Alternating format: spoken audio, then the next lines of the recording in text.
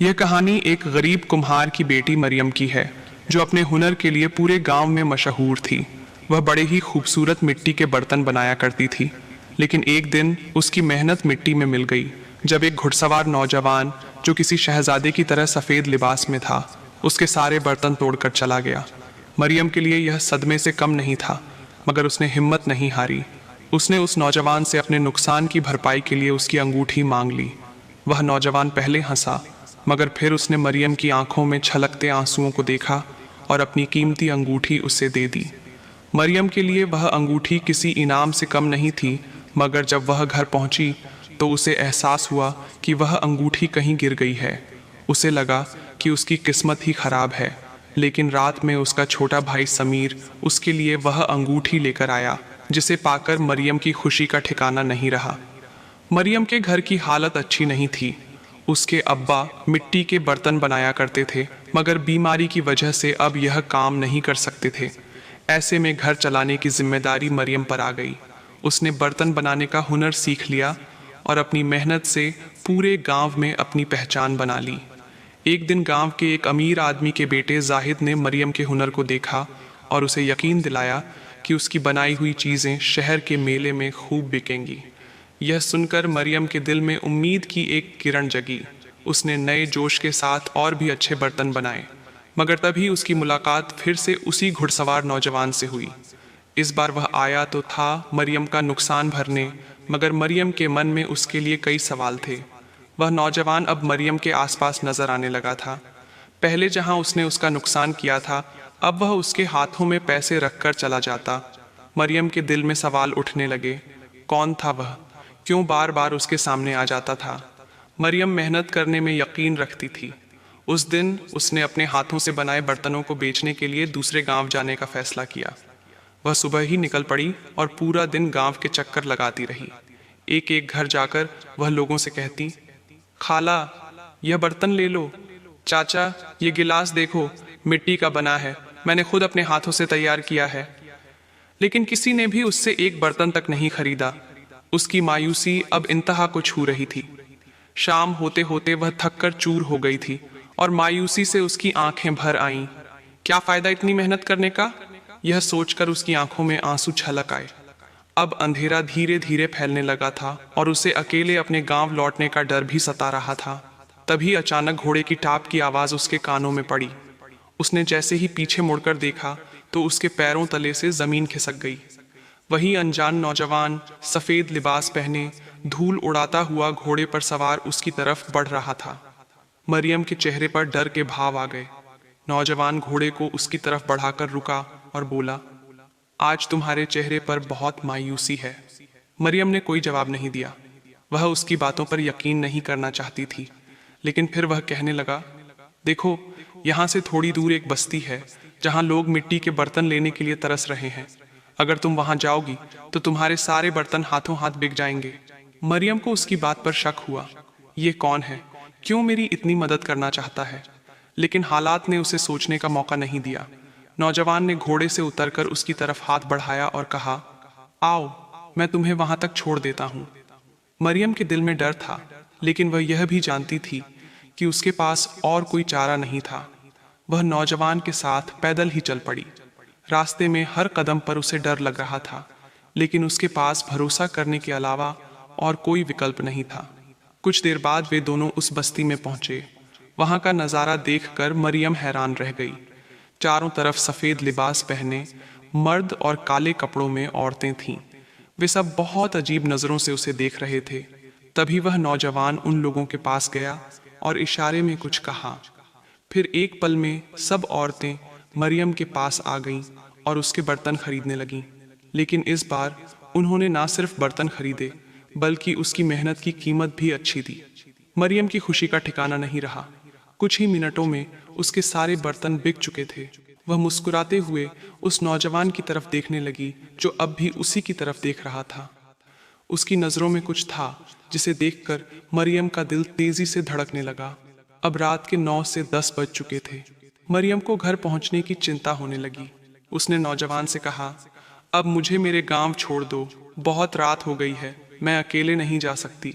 वह नौजवान हल्की मुस्कान के साथ बोला, चिंता मत करो, मैं तुम्हें तुम्हारे घर तक छोड़ने आया हूँ। मरियम के लिए यह सब किसी सपने जैसा था। उसे पहली बार वह नौजवान अच्छा लगने लगा था। जब वह घर पहुंची तो अम्मा और अब्बा उसकी राह देख रहे थे। अम्मा ने गुस्से से कहा, आइंदा तुझे अकेले नहीं जाने दूंगी। तुझे पता है समीर और तू ही हमारी जिंदगी का सहारा हो।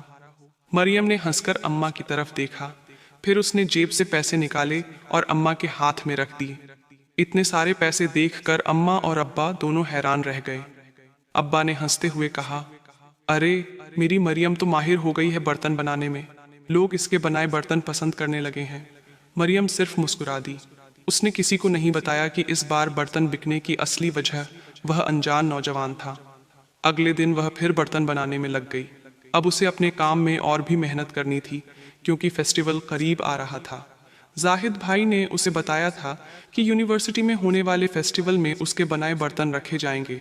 अब मरियम की मेहनत दोगुनी हो चुकी थी। वह पूरे जोश से बर्तन बना रही थी। कुछ समय बाद मरियम गांव के फेस्टिवल की तैयारी में जुट गई। अपने बनाए बर्तनों को मेले में बेचने का मौका मिला था, लेकिन इसी दौरान वही नौजवान एक दिन अचानक उसके सामने आ खड़ा हुआ। इस बार उसके चेहरे पर गुस्सा था। उसने मरियम से पूछा, तुम उस आदमी से क्यों बात कर रही थी? मरियम को पहले तो समझ नहीं आया कि वह किसकी बात कर रहा है। फिर उसे याद आया कि शायद वह जाहिद भाई की बात कर रहा है। मरियम ने हैरत से जवाब दिया कि जाहिद भाई को उससे कुछ काम था, लेकिन उस नौजवान की जलन साफ झलक रही थी। एक दिन वह फिर आया और बोला, तुम्हारे बनाए हुए बर्तन मुझे चाहिए। मरियम ने बताया कि वह बर्तन फेस्टिवल के लिए हैं, लेकिन जब उसने अच्छे पैसे देने की बात की तो मरियम मान गई। उसने अपने हाथों से बनाए सारे बर्तन उस नौजवान को दे दिए। अगले दिन जब जाहिद भाई ने बर्तन दिखाने को कहा तो मरियम घबरा गई। जाहिद भाई गुस्से में थे, लेकिन मरियम ने उनसे वादा किया कि वह 3 दिन के भीतर सारे बर्तन फिर से बना लेगी। मरियम अपनी पूरी ताकत झोंक कर बर्तन बनाने में जुट गई, लेकिन किस्मत को कुछ और ही मंजूर था। अचानक मौसम बिगड़ गया। तेज बारिश ने मरियम के सारे बर्तन बहा दिए। वह पूरी रात रोती रही, लेकिन कुछ कर नहीं सकती थी। अब तो फेस्टिवल सिर्फ 3 दिन दूर था और बारिश थमने का कोई इम्कान नहीं था। आखिरी रात मरियम मायूसी में एक दरख्त के नीचे बैठी थी। तभी अचानक वह नौजवान फिर से प्रकट हुआ, जिसने पहले भी उसकी मदद की थी। उसने बड़े इत्मीनान से मिट्टी उठाई और देखते ही देखते बर्तन बनाने शुरू कर दिए। मरियम की आंखें हैरत से फटी रह गईं। वह उससे भी ज्यादा खूबसूरत बर्तन बना रहा था। बर्तन इतने दिलकश और बारीक डिजाइन वाले थे कि मरियम उन्हें बस देखती रह गई। जब उसने बर्तनों पर रंग करना शुरू किया तो मरियम को ऐसा लगा जैसे उसके हाथों में कोई जादू हो। चंद ही लम्हों में उसने सारे बर्तन तैयार कर दिए और मुस्कुराकर बोला, सुबह तक यह सूख जाएंगे, अब खुश हो जाओ और अपने चेहरे पर मुस्कुराहट बिखेर दो। इतना कहकर वह अंधेरे में गुम हो गया। मरियम पूरी रात बेचैनी से करवटें बदलती रही। डर था कि कहीं बर्तन फिर से खराब ना हो जाए। लेकिन सुबह जब वह बर्तनों के पास पहुंची तो वे बिल्कुल सूखे हुए थे और उनकी चमक पहले से भी ज्यादा थी। जाहिद भाई जब फेस्टिवल से लौटे तो उनके हाथ में एक मेडल था।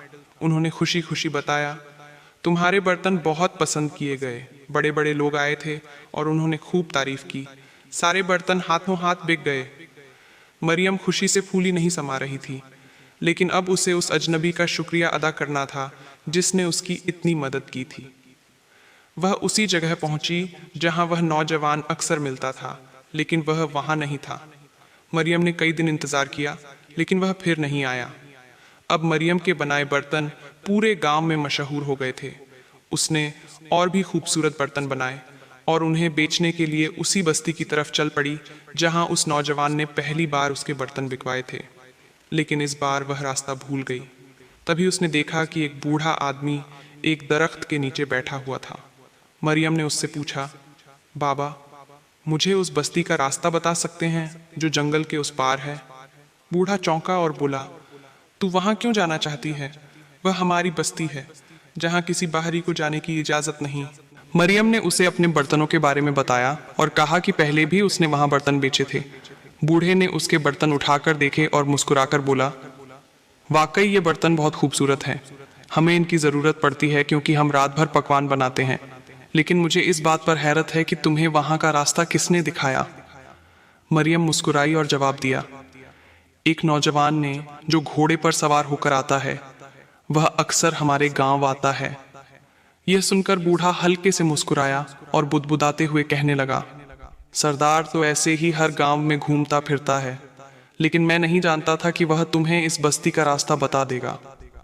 मरियम उसकी बातें ठीक से समझ नहीं पाई, लेकिन उसे वहां पहुंचने की जल्दी थी। बूढ़ा उसे अपने साथ ले गया। रास्ता लंबा था, शाम होने लगी थी, लेकिन जैसे ही वे बस्ती में पहुंचे, वहां की औरतें उसके बर्तनों को देखकर दंग रह गईं। वे एक एक कर उससे बर्तन खरीदने लगीं, जैसे उन्हें इनका बेसब्री से इंतजार हो। लेकिन मरियम के मन में एक ही सवाल था, जिस शख्स से वह मिलने आई थी वह कहीं नजर नहीं आ रहा था। मरियम ने पास खड़ी एक औरत से पूछा, वह नौजवान कहाँ है जो मुझे यहाँ लेकर आया था? मैं उससे मिलने आई हूँ। औरत मुस्कुराई और बोली, आज तो सरदार किसी दूसरे गांव गया है। दरअसल वह एक खास अमल कर रहे हैं, इसलिए मुख्तलिफ जगहों पर जाते रहते हैं। लेकिन तुम्हें उनसे क्या काम है? मरियम यह सुनकर हैरान थी। सरदार? वह सोच में पड़ गई। तभी दूर से घोड़े की टापों की आवाज आई, धूल उड़ने लगी, और जैसे ही मरियम ने पलट कर देखा, उसका चेहरा खुशी से चमक उठा। वह वही नौजवान था। वह मरियम को देखकर ठिठक गया। उसने इशारा किया और वहां खड़ी सारी औरतें और बच्चे दूर चले गए। अब वहां सिर्फ मरियम और वह नौजवान थे। मरियम ने मुस्कुराते हुए कहा, जो आपने बर्तन बनाए थे उनकी वजह से मुझे बहुत बड़ा इनाम मिला। मैं आपका शुक्रिया अदा करने आई हूँ। नौजवान ने हल्की मुस्कान के साथ जवाब दिया, मैं इससे भी बड़े बड़े काम कर सकता हूँ, लेकिन तुम्हारे पास मेरी एक चीज है, इसीलिए मैं बार बार तुम्हारे पास आने पर मजबूर हूँ। मरियम चौंक गई। मेरे पास आपकी चीज? कौन सी चीज? वह अंगूठी जो तुम्हारे पास है, उसने जवाब दिया। मरियम घबरा गई। मुझे माफ कर दीजिए, मैंने अनजाने में वह अंगूठी रख ली, लेकिन मैं आपको वह वापस कर दूंगी। वह मुस्कुराया और बोला, ठीक है, लेकिन जब भी तुम्हें मेरी जरूरत होगी मैं तुम्हारी मदद के लिए आऊंगा। मरियम यह सुनकर खुश हो गई। उस दिन भी उसके सारे बर्तन बिक गए। नौजवान उसे घर तक छोड़ने के लिए चल पड़ा, लेकिन रास्ते में एक बूढ़ा नजर आया। नौजवान ने उसे देखा और अचानक रुक गया। फिर वह मरियम की तरफ मुड़ा और कहा, आगे का रास्ता तुम्हें मालूम होगा, अब मैं जा रहा हूं। मरियम ने देखा कि वह नौजवान एक पल में उसकी नजरों से ओझल हो गया। सच सामने आया। जैसे ही मरियम बूढ़े के करीब से गुजरी, उसने अचानक उसे रोक लिया और कहा, तुम्हारे सारे बर्तन बिक गए, इसकी मुझे बहुत खुशी है, लेकिन तुम नादानी मत करो, उस बस्ती में बार बार मत जाओ। क्यों बाबा? वह बस्ती तो बस एक आम जगह है जहां लोग रहते हैं, मरियम ने कहा। बूढ़े ने गहरी सांस ली और कहा, नहीं लड़की, वह आम बस्ती नहीं है, वह जिन्नात की बस्ती है। जिससे तुम मिल रही हो वह कोई इंसान नहीं, जिन्नातों का सरदार है। मरियम के पैरों तले से जमीन खिसक गई। नहीं, ये सच नहीं हो सकता, वह इंसान है, जिन्न नहीं, उसने कहा। बूढ़ा मुस्कुराया, अगर यकीन नहीं आता तो देखो। ये कहकर वह अचानक गायब हो गया। मरियम पागलों की तरह इधर उधर देखने लगी। वह अब भी यकीन नहीं कर पा रही थी कि जो बूढ़ा कुछ ही सेकंड पहले उसके सामने था, वह अचानक हवा में गुम हो गया था। बूढ़े की आवाज फिर गूंजी, उस जिन्नात की एक कीमती चीज तुम्हारे पास है, इसलिए वह तुम्हारे पास बार बार आता है, वो तुम्हें छोड़ने वाला नहीं। यह सुनकर मरियम घबरा गई और गांव की ओर भागी। जब वह घर पहुंची तो रात के 11 बज चुके थे। अम्मा और अब्बा परेशान थे। अम्मा ने घबराकर पूछा, मरियम, तेरा चेहरा क्यों उतरा हुआ है? क्या हुआ? मरियम ने कुछ नहीं बताया, बस उसने जिन्नातों की बस्ती से कमाए सारे पैसे अम्मा के हवाले कर दिए और खुद डर के मारे अपने कमरे में चली गई। अंगूठी का राज। मरियम को अचानक बूढ़े की बात याद आई। तेरे पास उसकी चीज है, इसीलिए वह तुझे छोड़ेगा नहीं। वह घबरा गई और संदूक खोला, लेकिन अंदर अंगूठी नहीं थी। वह रोने लगी। अम्मा, मेरी अंगूठी कहाँ गई? उसने घबराकर पूछा। अम्मा ने जवाब दिया, अरे वह अंगूठी तो मैंने देखी थी, बड़ी कीमती लग रही थी, सो मैंने उसे सुनार को दिखाया। वह कहने लगा कि यह खालिस सोने की है। फिर मैंने उसे बेच दिया ताकि बशीर चाचा का कर्जा चुका सकूं। मरियम के हाथ पांव कांपने लगे। अम्मा, तुमने बहुत बड़ी गलती कर दी। अब वह समझ चुकी थी कि अगर वह अंगूठी किसी और के हाथ में चली गई तो वह जिन्न बार बार उसके सामने आता रहेगा। वह अब भी उसकी नज़रों में था, उसकी दुनिया से बाहर जाने वाला नहीं था। नई राह अगले दिन जाहिद भाई आए और बोले, मरियम, तुम्हारे अंदर एक सच्ची आर्टिस्ट छुपी है। जिस तरह तुम बर्तनों पर रंग भरती हो, उसी तरह तुम बड़ी मुसव्विर, चित्रकार भी बन सकती हो। क्या तुम तस्वीरें बनाओगी? मरियम सोच में पड़ गई। मैं तुम्हें ब्रश और रंग लाकर दूंगा, फिर देखना कि तुम क्या कर सकती हो, उन्होंने कहा। मरियम ने सर हिला दिया, लेकिन उसके दिल में अजीब सा डर बैठा था। वह जानती थी कि उसके साथ कुछ अनजानी चीजें हो रही हैं। एक शाम जब वह दरख्त के नीचे बैठी बर्तन बना रही थी, उसे घोड़े की टापों की आवाज सुनाई दी। उसका दिल तेजी से धड़कने लगा। सामने वही सफेद लिबास में लिपटा जिन्न खड़ा था, जिसने पहली बार मरियम की मदद की थी। लेकिन इस बार उसकी तीसरी उंगली में वही अंगूठी थी जो उसकी माँ ने बेच दी थी। ये अंगूठी तुम्हारे पास कैसे आई? मरियम ने कांपती आवाज में पूछा। वह जिन्न हंस पड़ा और बोला, मैं अपनी कोई चीज किसी और के पास नहीं रहने देता। तुम्हारी माँ ने इसे सुनार को बेचा था, लेकिन मैंने अपनी ताकत से इसे वापस ले लिया। ये मेरी जाती अंगूठी है। मरियम के बदन में सिहरन दौड़ गई। फिर जिन्न ने अपनी हकीकत बयां की। उसने कहा, जब मैंने तुम्हें पहली बार रोते हुए देखा था तो तुम्हारे आंसुओं से मुझे इश्क हो गया था।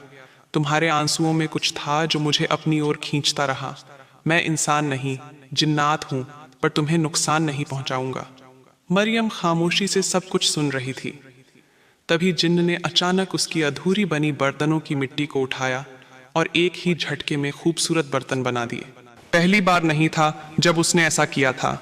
मरियम को याद आया कि पहले भी एक तूफानी रात में किसी ने उसकी मदद की थी और उसे बर्तनों के लिए इनाम भी मिला था, लेकिन वह इससे घबरा गई थी। मुझे पैसे नहीं चाहिए, बस तुम मेरे सामने मत आया करो, उसने मन ही मन सोचा, लेकिन जुबान से कुछ न कह सकी। जिन्न मायूस होकर घोड़े पर सवार हुआ और दूर चला गया। मरियम बस उड़ती हुई धूल देखती रही। फिर एक दिन जाहिद भाई ने उसे रंग और कागज लाकर दिया। अब जो तुम्हारे जहन में हो उसे कागज पर उतारो, उन्होंने कहा।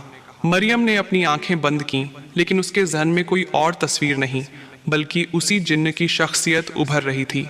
उसने पेंसिल उठाई और उसके चेहरे का खाका बनाने लगी। जब तस्वीर मुकम्मल हुई, जाहिद भाई हैरान रह गए। वाह, पहली ही पेंटिंग इतनी खूबसूरत। अगर तुम मेहनत करो तो बहुत नाम कमा सकती हो। लेकिन मरियम ने हिचकिचाते हुए कहा, लेकिन यह काम मेरा घर नहीं चला सकता। मुझे समीर के इलाज के लिए पैसे चाहिए। जाहिद भाई ने उसे समझाया कि अगर वह पेंटिंग में महारत हासिल कर ले तो उसकी बनाई तस्वीरें बहुत कीमती बिकेंगी। मरियम ने उनकी बात मान ली और तस्वीरें बनाने लगी। लेकिन एक अजीब बात थी। हर रात जब वह तस्वीर बनाने बैठती तो उसे कुछ समझ नहीं आता और वह सो जाती। मगर सुबह जब आंख खुलती तो कागज पर एक बेहतरीन पेंटिंग बनी होती। धीरे धीरे उसकी पेंटिंग मशहूर होने लगी और घर के हालात सुधरने लगे। पैसे आने लगे, समीर का इलाज हुआ और मरियम ने अपने घर की मरम्मत भी शुरू करवा दी। लेकिन अब उसे महसूस हुआ कि यह सब वह खुद नहीं कर रही थी, कोई और उसकी मदद कर रहा था। फिर एक रात जब वह रो रही थी, उसने अपने दिल से उस जिन्न की बनाई तस्वीर ली और उस दरख्त के नीचे पहुंची जहां हर बार वह जिन्न आता था। अचानक घोड़े की टाप की आवाज आई। जिन्न उसके सामने खड़ा था। हर रात मेरी पेंटिंग कौन बनाता है? मरियम ने झुकी हुई नजरों से पूछा। मैं अपनी ताकत से कुछ भी कर सकता हूँ, जिन्न मुस्कुराया। अब तुम्हारे पास एक पहचान है, तुम्हारा एक मुकाम है। मैं हमेशा तुम्हारी मदद करता रहूंगा। मरियम की आंखें छलक पड़ी। तुमने मेरी जिंदगी बदल दी। मैं तुम्हारी बहुत शुक्रगुजार हूँ, उसने कहा। फिर मरियम ने कांपते हाथों से उसे एक तोहफा दिया, उसकी बनाई हुई तस्वीर। जिन्न उसे देखकर बहुत खुश हुआ। मैं इसे अपने महल में सजाऊंगा और अपने जिन्नात दोस्तों को बताऊंगा कि यह तस्वीर एक इंसानी लड़की ने बनाई है, यह कहकर वह मुस्कुराया।